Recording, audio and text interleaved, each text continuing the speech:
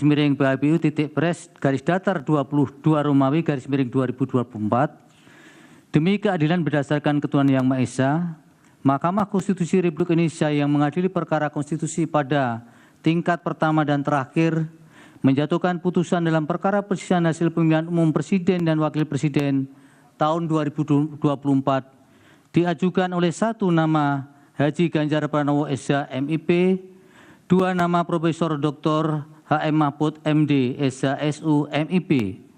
Pasangan calon presiden dan wakil presiden dalam pemilihan umum presiden dan wakil presiden tahun 2024 nomor urut 3.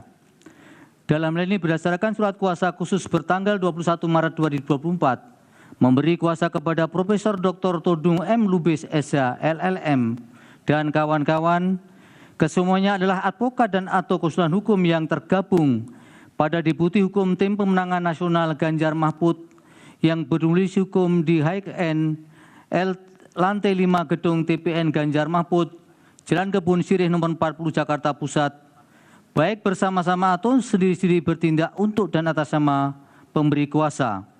Selanjutnya disebut sebagai pemohon. Terhadap 1 Komisi Pemilihan Umum berkedudukan di Jalan Imam Bonjol nomor 29 Menteng Jakarta Pusat. Dalam hal ini berdasarkan surat kuasa khusus nomor 45 dan seterusnya tahun 2024 bertanggal 26 Maret 2024 memberi kuasa kepada Muhammad Afifuddin dan kawan-kawan yang kesemua adalah anggota Komisi Pemilihan Umum dan pegawai pada Komisi Pemilihan Umum Republik Indonesia, serta advokat atau konsultan hukum pada kantor hukum Perma Hikon berkedudukan hukum di Jalan Imam Bonjol nomor 29 Menteng Jakarta Pusat, baik sendiri-sendiri maupun bersama-sama bertindak untuk dan atas nama pemberi kuasa. Selanjutnya disebut sebagai termohon. 2. Nama Prabowo Subianto. 1 nama Prabowo Subianto, 2 nama Gibran Rakabuming Raka, pasangan calon presiden dan wakil presiden dalam pemilihan umum presiden dan wakil presiden tahun 2024 nomor urut 2. Dalam ini berdasarkan surat kuasa khusus bertanggal 25 Maret 2024 memberi kuasa kepada Profesor Dr. Yusril Ihsamadra SH MSc dan kawan-kawan, kesemuanya adalah para advokat dan para asisten advokat yang tergabung sebagai tim pembela pasangan calon presiden dan wakil presiden Republik Indonesia Prabowo Subianto dan Gibran Rakabuming Raka pada pemilihan umum tahun 2024. Selanjutnya disebut tim pembela Prabowo Gibran yang berlama di Sekretariat Tim Kampanye Nasional atau TKN Prabowo Gibran di Jalan Letnan Jenderal S. Parman, Kapling 78 Selipi, Jakarta Barat, baik sendiri-sendiri maupun bersama-sama bertindak untuk dan atas nama pemberi kuasa. Selanjutnya disebut sebagai pihak terkait.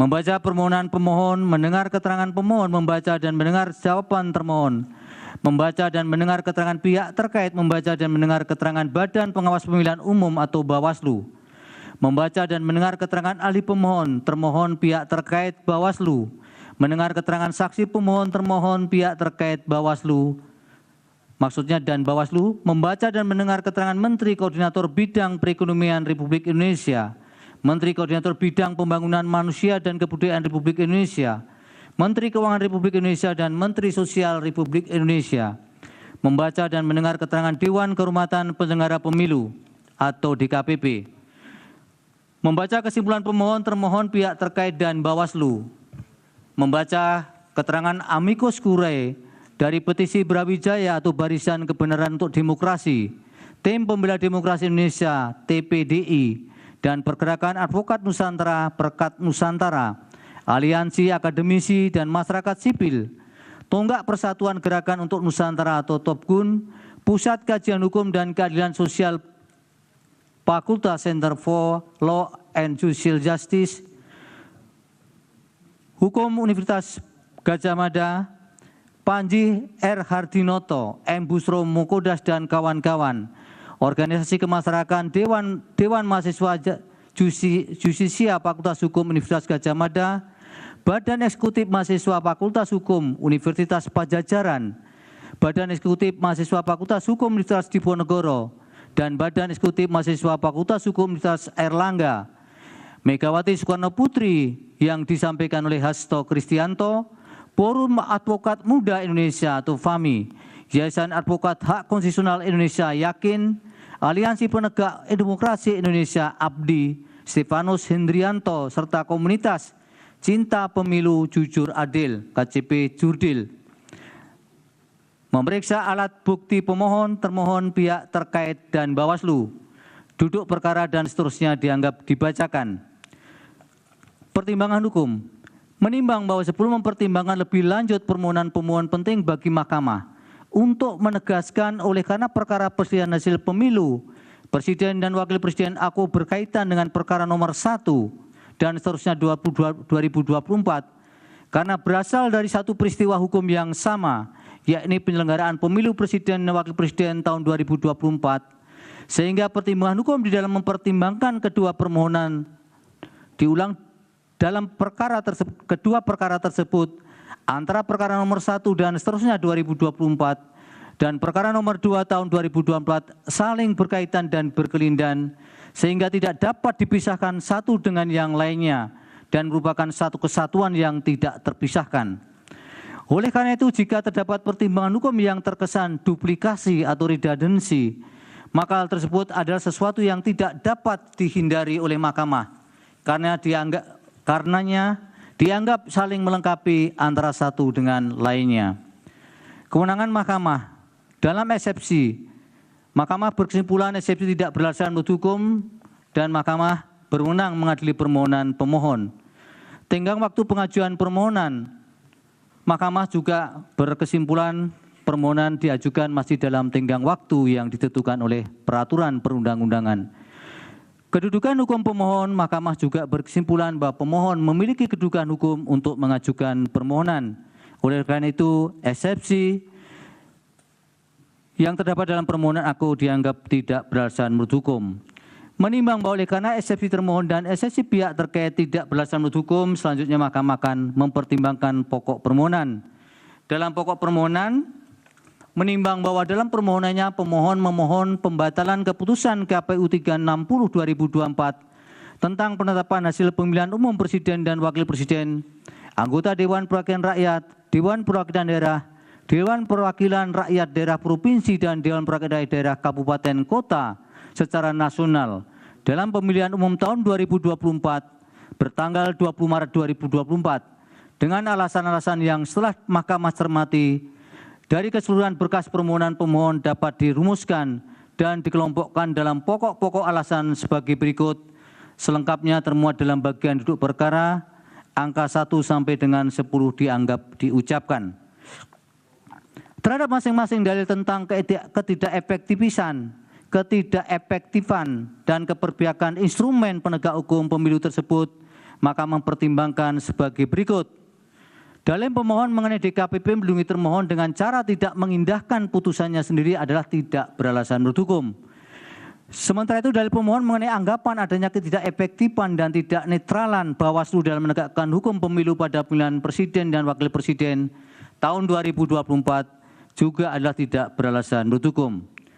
Berdasarkan seluruh pertimbangan hukum, dalil pemohon yang menyatakan terdapat ketidakefektifan dan keberpihakan instrumen penegak hukum pemilihan umum Inkasu Bawaslu dan DKPP adalah tidak beralasan menurut hukum.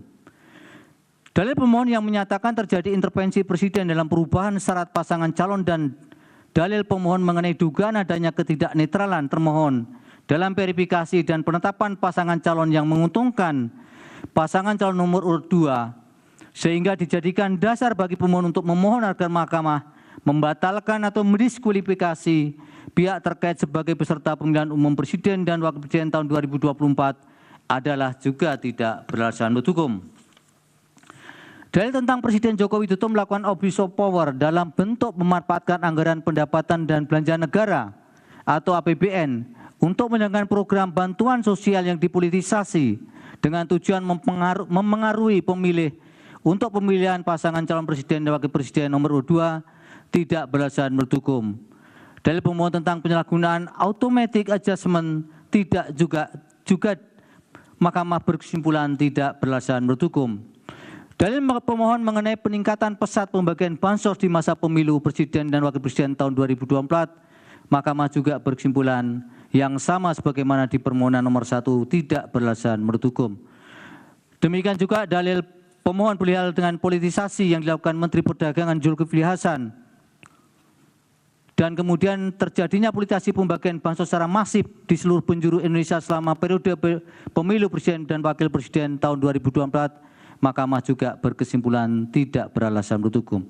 Dalil pemohon juga mendalilkan Presiden Jokowi menginstruksikan percepatan pencarian dana bantuan bansos agar bertepatan dengan proses pemilu presiden dan wakil presiden tahun 2024 berupa bantuan dampak fenomena El Nino mulai Januari 2024, Mahkamah berkesimpulan juga tidak beralasan menurut hukum. Sementara itu yang terakhir berkaitan dengan penjangkaran atau anchoring ide di masyarakat melalui program bansos pada pasangan calon nomor 2 atau pihak terkait adalah pasangan calon yang didukung oleh Presiden Jokowi juga tidak beralasan menurut hukum. Menimbang bahwa selanjutnya pemohon mendalilkan nepotisme yang dilakukan oleh pemohon Jokowi dan melahirkan abuse of power yang terkoordinasi melalui Kementerian Negara dan Pemerintah Daerah, Aparat Keamanan dan Kepolisian Negara Republik Indonesia, dan Tentara Nasional Indonesia, aparatur desa, serta organisasi atau asosiasi tingkat nasional dan daerah terhadap dalil pemohon aku sebelum Mahkamah mempertimbangkan lebih lanjut masing-masing uraian peristiwa atau kejadian yang dijadikan dasar argumentasi oleh pemohon, Mahkamah berpendapat dalil-dalil pemohon aku adalah tidak beralasan menurut hukum. Berkenaan dengan dalil terkait abuse of power, baik di tingkat pemerintah pusat, pemerintah daerah, dan pemerintah desa yang melibatkan pejabat dan ASN di Kementerian Negara,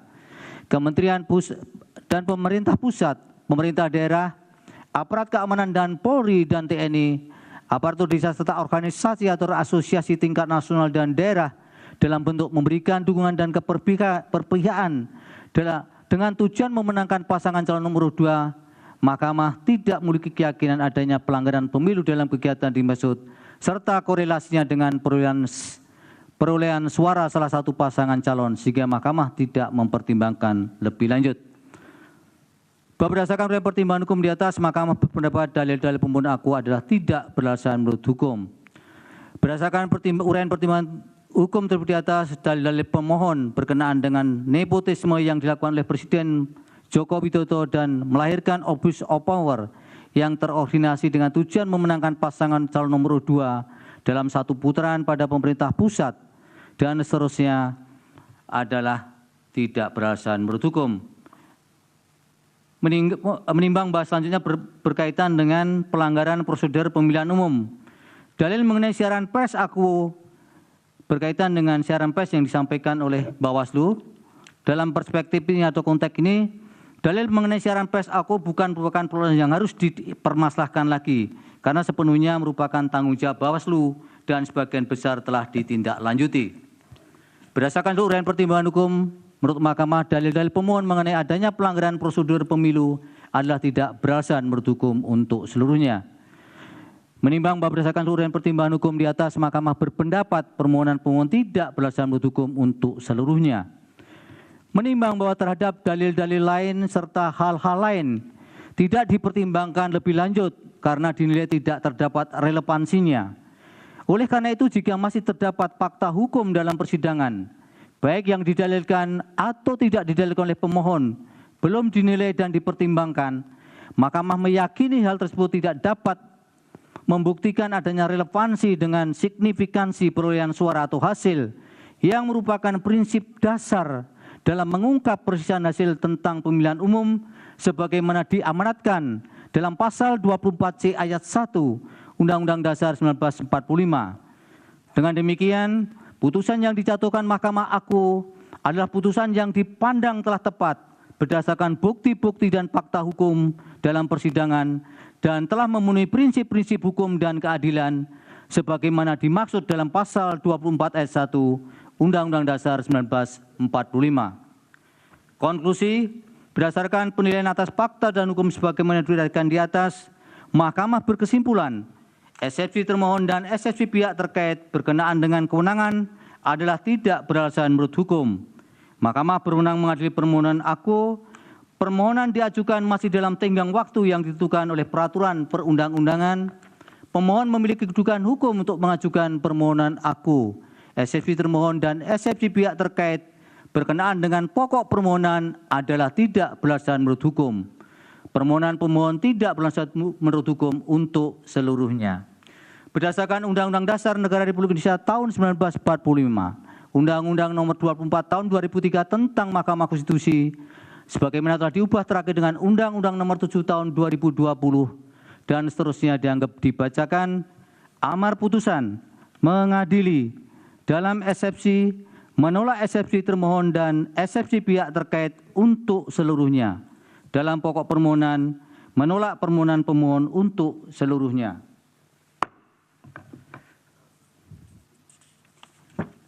Pendapat berbeda terhadap putusan Mahkamah Konstitusi aku, terdapat pendapat berbeda dissenting opinion sebagaimana dalam permohonan nomor 1, yaitu oleh Hakim Konstitusi Saldi Isra, Hakim Konstitusi Eni Nurbaningsih, dan Hakim Konstitusi Arif Hidayat sebagai berikut yang menurut kesepakatan para hakim yang bersangkutan dianggap dibacakan.